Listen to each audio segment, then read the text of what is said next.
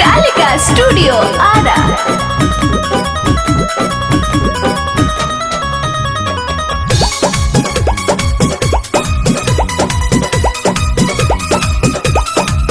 जब से गहिलू तो फोना ना कोइलू हो, हाल ससुरा के कुछ ना बतैलू हो।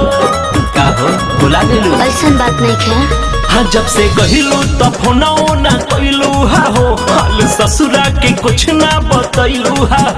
बोला ना कहिसन बातें बोला जान घर परिवार हवा, कहिसन बातें बोला वही घर परिवार हवा। तोहरे खाइल देखी के खजानावा बाटे डिपोरेशन में साजानावा। हर तोहरे खाइल देखी के खजानावा बाटे डिपोरेशन में साजानावा।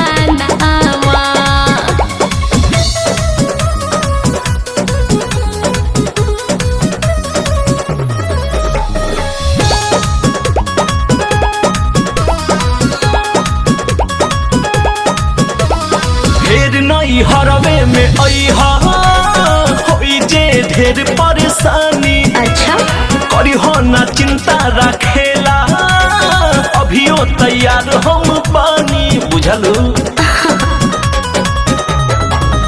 हरे मानो तानी हम जानू सही बा सब तो हर बतिया।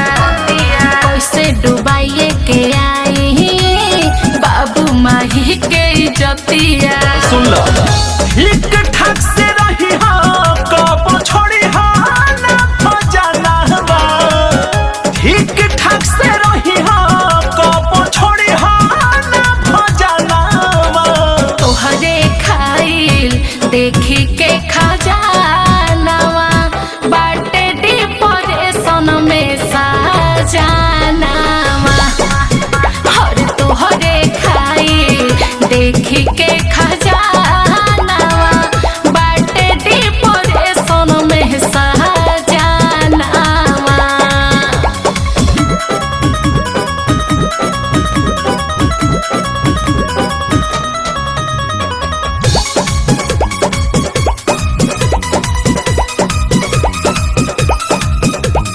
धीरज धमाल संगे कतना रहत रहुआ बात ना हो। हो। मिलल मरद मौगा हवा, करिए के छोड़ी बर्बाद हो। ऐसे मत बोला, ई का कहत रहो? तोहरे कारणवा मिलल मजा में हमरो साजा।